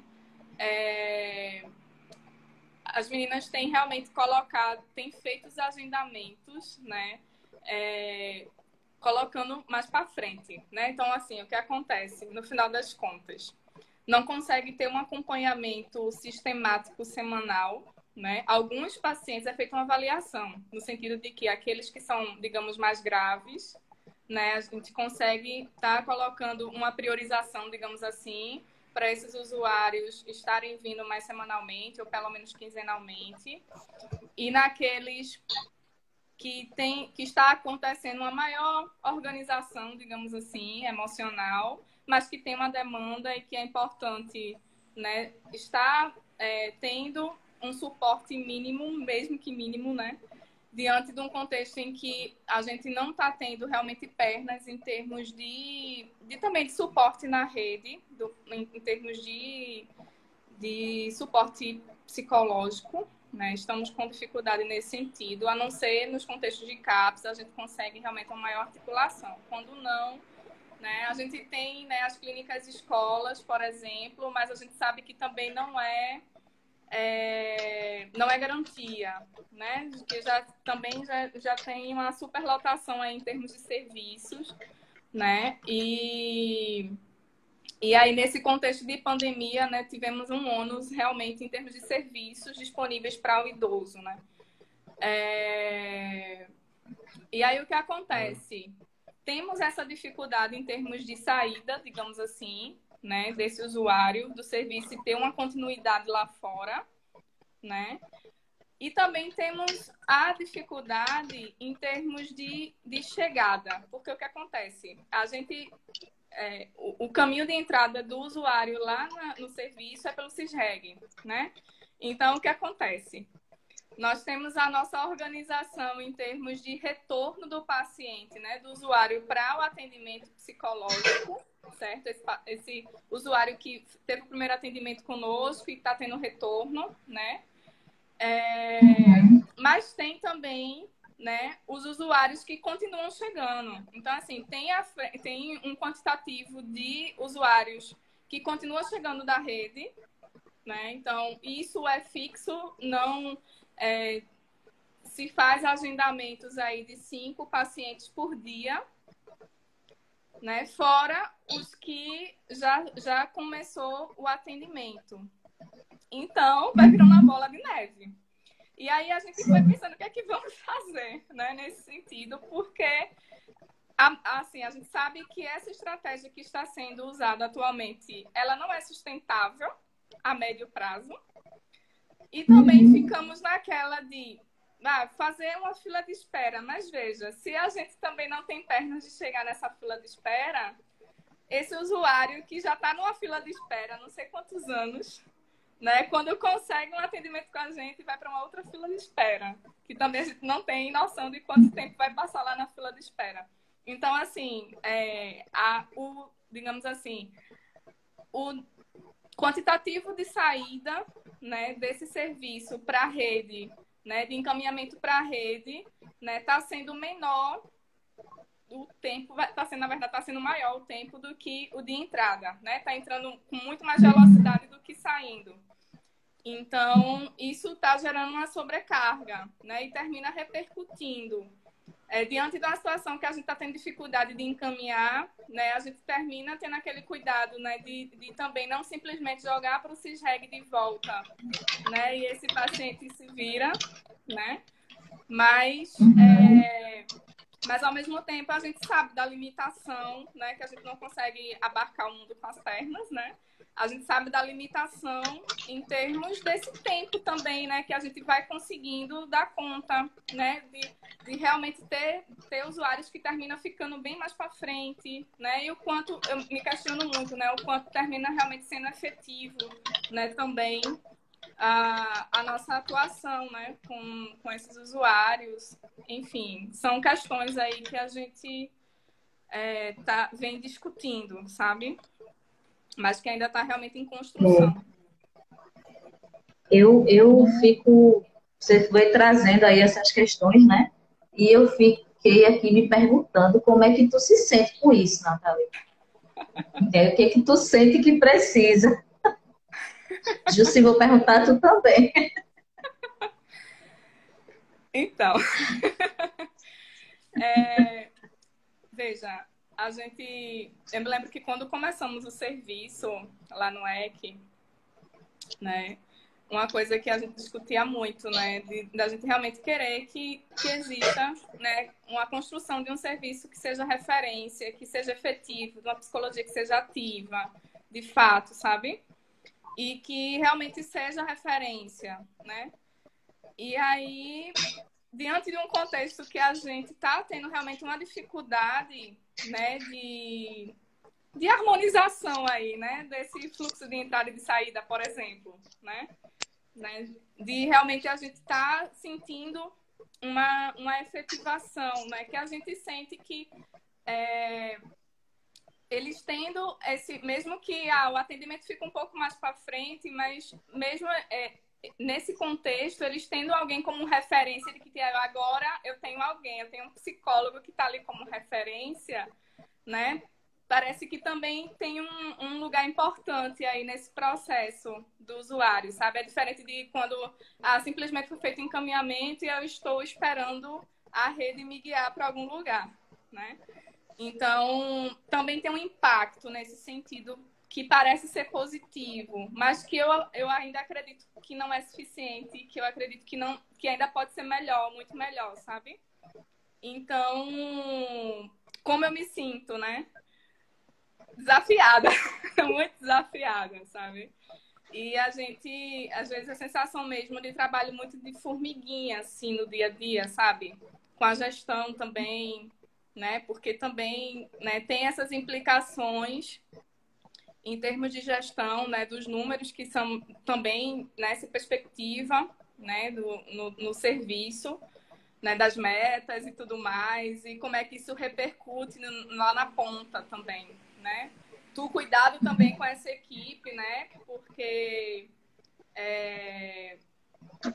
quem fica no ambulatório, né, sabe que tem aí pelo menos 5 agendamentos pelos CISREGs, mas também tem aí uns 5 agendamentos de retorno. Então, são pelo menos aí uns 10 atendimentos por turno, de 6 horas. Então, assim, o negócio é puxado, né? Mas, ao mesmo tempo, né, a equipe fica naquela. Eu vou fazer o quê, sabe? Assim, do tipo, eu vou simplesmente jogar de volta, sabe? Então, assim, é realmente um jogo de cintura, né? Que a gente sente a necessidade também do suporte da equipe, né? E, né, que até Jussi falou, aí eu estava me lembrando, né, desse suporte também na equipe da gente, né? E como isso também é desafiador no dia a dia, né? Numa rotina que é tão corrida também, sabe? Então, eu vejo que a equipe é consciente disso, né? Assim, faz o esforço de ter algumas paradas no turno, né? De parar para tomar um café, de trocar com outra equipe coisas rotineiras do dia, como sendo formas de redução de danos, digamos assim, né? Mas a gente sabe que isso, assim, né? Precisa também de mais, assim, né? E aí eu sinto realmente a necessidade dessa articulação, né? Com instâncias de fora também, né? Para a gente conseguir força nesse sentido, né? De trabalho da gente lá dentro do hospital. Obrigada, Natália. E vocês? Eu me assustei com os números de. Me assustei com os números de Nathalie, 10, assim. Não é. O que acontece? Como a gente tem uma demanda muito específica, assim, a natureza é muito específica, o que acontece? Muitas vezes, nem todas as mulheres que chegam ficam. A gente sabe que isso é, inclusive, um fenômeno mundial. Muitas vezes as mulheres não retornam para o serviço onde elas foram atendidas imediatamente após a situação de violência. Então, a gente tem que fazer, às vezes, um trabalho de busca ativa, né, de sensibilização, porque associam aquela experiência, né, traumática àqueles primeiros atendimentos. Então, às vezes, é mais fácil elas se inserirem em outros espaços, em outros. Então, nem todo mundo que chega fica. Né? E muitas vezes, como eu falei, existe uma expectativa de redução da demanda do cuidado nos primeiros meses. Então, muitas vezes, no primeiro mês, a gente garante, a gente sempre agenda, a gente sempre tenta garantir o agendamento de retorno para aquela mulher, mas muitas vezes, com alguns encontros, aquele sofrimento inicial vai remetindo, né? Até porque, como também não é um perfil que elas cheguem procurando atendimento psicológico, muitas vezes elas chegam encaminhadas do IML para o atendimento de profilático, e o atendimento psicológico é ofertado, né? Muitas vezes elas não querem, muitas não, mas poucas vezes, algumas vezes elas não querem ou não querem dar continuidade. A gente sempre tenta sensibilizar, mas não é diferente de uma demanda por ambulatório, né? Que todo mundo que chega está querendo, né? Então acaba que a demanda é um pouco mais tranquila e vai escoando também com alguma mobilidade, porque como tem também uma abordagem mais focal, aquela questão relacionada à situação de violência vai sendo dirimida e ela vai podendo seguir por outros caminhos. Geralmente quem fica é um menor número, né, que fica numa permanência, e a gente vai fazendo isso também. Infelizmente, em algumas situações tem que fazer 15 dias, fazer alguns ajustes, ou então faz uma semana nessa coisa da pandemia, uma semana presencial, outra semana online, que dá uma. Mas não chega a ter que atender 10, 12 pessoas por dia, não. A gente tem pelo menos no meu, também tem um detalhe, que meu plantão é um plantão de final de semana. Então, acontece que nem durante a semana eu acho que é um pouco mais corrida, apertadinho. Durante a semana também tem os trabalhos de estágio, que eu acho que também é um elemento importante que eu não toquei. A gente é campo de estágio, né? Então, também tem acompanhamento de estágio, de formação, então é mais movimentado durante a semana, que não tem no final de semana. mas eu não me sinto tão pressionada nesse sentido. Eu acho que a pressão no meu fazer é muito mais ligada às ameaças, assim, às negociações, as brigas de força entre o direito e as ameaças, assim, muito mais nesse sentido do que o peso do atendimento. E as articulações externas, quando a gente também tem esses entraves, quando precisa de CAPS, né, de um atendimento de urgência em saúde mental, os mesmos entraves que a Nathalie apontou, né?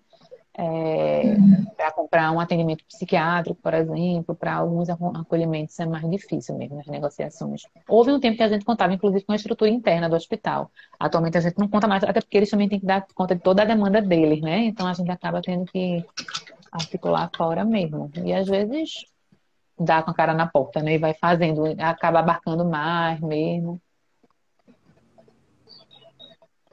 Isso. E essa E coisa como do é que cuidado que a você se Nathalie sente? falou, a história do cuidado, a gente tem feito, inclusive, com o suporte de instituições privadas, assim, a gente negociou com uma escola de psicanálise para dar um suporte nessa coisa da supervisão, pensar com a gente uma intervenção, uma metodologia que inicialmente é com a intervenção deles, né, a participação depois é para ser uma coisa autônoma, que a gente mesmo consiga ir gerindo esse espaço de cuidado. E a gente tem feito nos sábados, não em todos os sábados, né? A gente tem feito mensalmente, em horários, sim, sábado de 11 horas, numa tentativa mesmo de se cuidar, porque senão adoece. No meio da pandemia, foi Isso. tanta gente, né, adoecendo mesmo. A gente ainda foi convocado também a dar um suporte de escuta aos funcionários, coisa que aconteceu, né, em muitos hospitais. A gente foi convocada a dar um suporte de escuta aos funcionários que estavam na linha de frente da Covid, né? Então, foram várias demandas 2020, 2021 que a gente precisou se adaptar. Tivemos essa Todas questão nós, né? também. Tivemos também lá no hospital. Não Nessa é questão, né, do cuidado com os com os profissionais profissionais, de né? saúde. Uhum.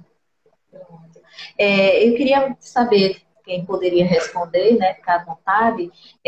Quando a gente fala da psicologia, né? Com ciência e profissão, né? E até o conselho também de psicologia. Como é que a gente pode contribuir de alguma maneira para essa melhoria das redes?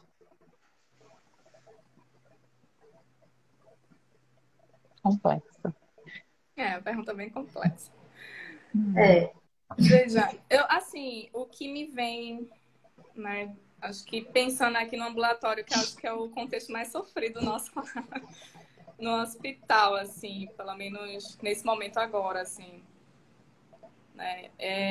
Eu não sei o quanto essa articulação, por exemplo, em relação a essa especificidade do atendimento psicológico, né, em termos de encaminhamento pelo CISREG, por exemplo.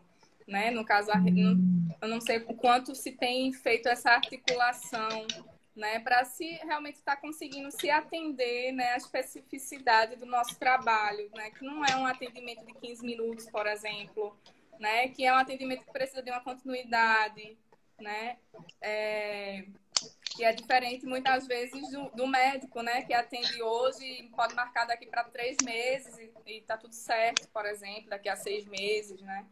Então, assim, precisaria realmente de um olhar mais cuidadoso, né, na forma de funcionar esse sistema de regulação, né, por exemplo. É o que me vem logo agora, assim, né. Que aí eu vejo que, eu conversando com outros espaços que também estão funcionando pelo CISREG, a gente vê que também é uma questão para eles também, né, está sendo algo comum, né, desse quantitativo de usuário que está chegando, né, e que fica virando aquela bola de neve, e o que é que a gente vai fazer com isso, né? Então, me parece que é uma urgência aí para quem trabalha em ambulatório e que está seguindo essa lógica, né? De como chegar, né? De como tá fazendo mais articulações nesse sentido, talvez de pensar algo mais amplo, né? De como está funcionando esse sistema. Fundamental. Quero registrar aqui, desculpa, Nathalie. É só para a gente registrar aqui também a presença da nossa conselheira Daniele Rabelo, né, que está aqui participando também com a gente, e fazendo também uma observação, que cabe muito no que a gente está falando, que é muito importante esse debate. Precisamos refletir coletivamente sobre como lidar com as dificuldades da rede. Eu acho que é exatamente isso que a gente estamos aqui hoje, né? Para a gente tentar pensar também, que seja um passinho para a gente conseguir alcançar, né, abrir esse debate para, quem sabe, o processo que falta é esse, né? A gente pensar coletivamente. Sim. Né? Registrar também a presença, né, das pessoas que estão aqui com a gente falando, o Túlio, a Verena, a Keliane, a Joana, né, agradecer a participação também. Tem alguém aqui falando também, Live, não tem o nome assim, falando como a trabalhadora de CAPS, na RAPS Recife, é urgente a discussão sobre os ambulatórios constituindo a rede de saúde mental. Né? A gente percebe essas dificuldades também. Uhum, tá. É uma coisa à parte, né? Então é importante essa discussão. Isso. Eu também queria ver, assim, registrar, né, que eu acabei esquecendo no começo, que essa live foi organizada pela Comissão de Saúde Hospitalar, pelo CREPOP e pela Comissão de Direitos Humanos, né, do Conselho Regional de Psicologia. Natália, tu ia falar alguma coisa e eu acabei te interrompendo. Pode falar. Não ia falar, não. Acho que foi Jussi, não? Na hora que... Foi. Ah, foi Jussi. Foi, perdão. Eu ia dizer que acho que do ponto de vista, pensando na política de enfrentamento, né, eu acho que é importantíssimo que o Conselho esteja presente também nessas discussões da criação de um protocolo estadual. Como a gente está nesse movimento né, de fortes retrocessos e ameaças do ponto de vista nacional, tem tido algumas reuniões estaduais para se construir protocolos de atenção, né, existe uma política, né, municipal e tudo, mas a gente precisa pensar do ponto de vista mais para a gente tentar se assegurar mesmo, de garantir que as coisas sejam conduzidas daquele jeito que a gente acredita, né? Então, acho que é importante o conselho se aproximar, né, para pensar um pouco nessa construção desse protocolo estadual.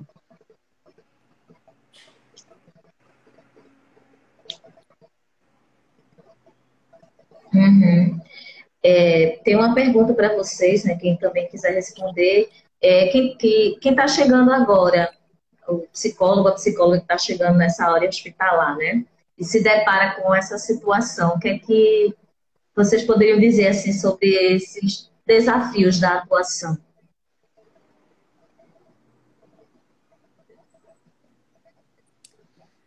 Tem a questão, né, os desafios da atuação no hospital, né? Tem a questão da própria forma de atender no hospital, né? Acho que é um desafio já em si, né? Do setting terapêutico, né? Que é diferente, por exemplo, do contexto de clínica, né? Que é dentro de entre quatro paredes lá no hospital, né? Por exemplo, é no meio da enfermaria, é na UTI, né? Muitas vezes até outros profissionais chegando no meio do atendimento, interrompem para fazer algum procedimento, né? São várias coisas assim, né? Às vezes o paciente do lado, que está no leito do lado, né? Entra no diálogo que você está atendendo com outra pessoa, né? Enfim, é um outro cenário. Então, tem a questão aí do estudo, né? Em termos de manejos, né? Não só o estudo, mas a prática também, supervisão, né? O trabalho pessoal, né? Que também é importantíssimo, né? Você está lidando com questões de adoecimento, né? Então, por exemplo, a gente no meio da pandemia, né? Que todo mundo, né? Uma coisa que eu estive no contexto de hospital de campanha ano passado, no Hospital dos Coelhos, que a gente fez a estruturação de serviço lá, né? Estivemos durante todo o processo do hospital, né? E agora no Hospital do Idoso, né? Que também teve esse processo da Covid. Então, assim, né? Você está lidando com um adoecimento, com um contexto em que o medo do outro, a dor do outro, né? As questões do outro também tocam muito as suas, porque você também está no meio da pandemia, né? Então, é bem Exato. desafiador. É bem desafiador, né? Esse distanciamento, né? Muitas vezes, né? Principalmente nesse momento de agora da pandemia, desse aumento que teve esse ano, eu tive a sensação que se aproximou mais da gente, né? Se aproximou mais dos nossos ciclos sociais, né? Parece que na primeira onda, né? Que a gente chama de primeira onda, tinha muita coisa do medo do desconhecido, do saber o que é que ia vir, de não saber, daquela quebra repentina, né, das rotinas e tudo mais, né? E agora teve uma outra forma de impacto, né? A gente já fazia um ano quase que estava funcionando aí em termos de pandemia, mas agora também tinha outros elementos, né? Pessoas que a gente conhecia ou foram infectadas ou faleceram, a gente também, né? De chegar a adoecer. Né? E como isso também é atravessando os nossos atendimentos, as nossas dinâmicas no hospital. Então, como o trabalho pessoal, ele foi importantíssimo, né, nesse processo, né, do cuidado também. A gente que é quem cuida, né? É interessante que lá no EC, né, se fala muito, vocês cuidam de todo mundo, né? Quem é que cuida de vocês? Então, essa é uma boa questão. Quem cuida do cuidador, né? Exatamente. Então, tem esses elementos, né, que são elementos que compõem o fazer do psicólogo hospitalar, né, e que são desafiadores além dessas questões, né, do conhecimento da rede, né, também, que como o Jussi falou, né, inicialmente, né, não é algo que faz parte da formação da gente de uma forma mais sistemática, digamos assim, né? A depender do contexto que você entrar em contato, você consegue ter melhor contato com isso, né? Ter uma informação mais próxima. Quando não, né? Não é algo que perpassa todo o processo nosso, né? de formação, de alguma forma.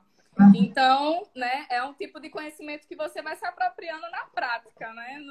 Né, à medida que você vai lidando lá, e agora, como é que eu vou fazer aqui, né? Chegando junto de quem também é mais experiente, né? Pegando os toques, né? Dialogando, né? Também é um caminho, assim, que para quem está começando, né? É importantíssimo, assim. Eu ia falar outra coisa, mas agora não me lembro mais. Pronto, mas assim, o que me vem são tantos desafios. Eu fiquei pensando que essa coisa, essa coisa da pandemia, né, embora tenha tido várias limitações, também ampliou as possibilidades de troca, né? Fico pensando que, por exemplo, assim, a gente está discutindo essas coisas assim virtualmente, isso fica registrado, né? Tem tido várias discussões sobre temas, né, afins nesse período. Tem sido interessante, tem ampliado as possibilidades de apropriação, né? Isso. Um outro ponto, que é uma coisa que a gente vem construindo, é de estar conversando com outros serviços que trabalham na mesma política, né? Pensando nessa coisa da política de enfrentamento à mulher, a gente tem reuniões mensais com serviços nacionais. E isso dá uma ampliada no olhar, né? Porque são realidades completamente outras. E a gente consegue pressionar a própria gestão com base em tem coisas que acontecem não sei aonde. Então, chamando essas pessoas para falar com a gente, né? A gente tem conseguido fazer encontros de formação com pessoas que são referência nacional, né? Fico pensando que também é um caminho, assim, tentar identificar figuras, né? Porque às vezes é isso, a construção da rede vai ser nesse miudinho, né? Nas figuras que compõem, né? Do que só pensar serviço. O que é uma pena, né? Porque seria muito bom que a gente tivesse isso tudo os fluxos muito amarrados e organizados, né? Sim, Mas sim. pensar nas pessoas. E Que aí a gente conseguisse fluir na mesma demanda que está entrando, né, também. Sim. Sim, sim. E aí eu até, assim, né, faço também mais uma pontuação em termos de também do trabalho do psicólogo hospitalar, né, de entender, né, que o adoecimento do paciente não é só o paciente, não é só com o paciente, né, ele faz parte de um sistema, faz parte de um contexto familiar, de uma comunidade, né, e como esse adoecimento ele precisa ser pensado também nessa rede, né, que faz parte de quem ele é, de como desse adoecimento também, né? Então, por exemplo, uma coisa que para a gente isso foi muito gritante nessa pandemia, né? O paciente poderia estar lá entubado, sedado, mas tinha um familiar que estava lá fora super ansioso, super angustiado, né? Porque tem que ficar esperando o contato do médico para saber notícia do paciente, não podia visitar, né, presencialmente, né? E são pessoas que a gente também precisava estar tendo esse cuidado, porque, né, o adoecimento ele vai para além das paredes do hospital, né? Quando se trata do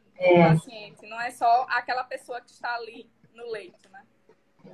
Essa é uma perspectiva, né, da clínica ampliada, assim, que a gente também precisa estar trabalhando, né, no nosso fazer. Jússi e Nathalie, eu agradeço muito a participação de vocês, assim, muito rica. Estou muito feliz de poder ter compartilhado esse espaço aqui com vocês. Quero aproveitar aqui também para convidar as pessoas para acompanhar a agenda das lives, dos preparatórios, né? E principalmente também para que a gente possa continuar esses debates, né? Que os PCs que estão aí nos ouvindo multipliquem, que a gente consiga mais força, né? Porque na voz da Jussi eu senti muito isso também da Nathalie, da gente poder se reunir e ser resistência. Eu acho que é muito disso, né? A sensação que eu tive o tempo inteiro aqui é que a psicologia no contexto hospitalar tem muito de resistência, enfrentando todos esses desafios e assim mesmo poder fazer uma psicologia de qualidade e que a gente, diante de tantos desafios, consigamos continuar de pé, né, e sãs. Importante dizer. Verdade. Pois é. E agradecer também à equipe do Hospital Jaboatão Prazeres, que está toda aqui com a gente, acompanhando, fortalecendo também essa construção. E pedir que vocês participem também, que estão assistindo das próximas preparatórias, e vem aí também os pré-coreps, e que a gente entre aí na página do Conselho e se atualize mais disso. Gente, muito obrigada. Agradecer a Silvani, essa pessoa maravilhosa que está nos acompanhando, me dando os spoilers por aqui, de quem está falando, porque senão a gente não consegue acompanhar pelo celular. Gratidão mesmo dessa participação, gente. Eu que agradeço falar a algo? oportunidade. É sempre um prazer Obrigada. estar tocando, né? E esse espaço aqui, ele tem uma singularidade assim especial, né? Trocas, né? E também perspectivando aí melhorias, né? No nosso fazer, que é tão importante, né? Ótimo. Eu me sinto contemplada também na fala do Nath. Que bom. Gratidão, meninas. Um beijo. E a gente se encontra por aí. Até mais. Com certeza. Até mais. Prazer. Tchau. Até, tchau.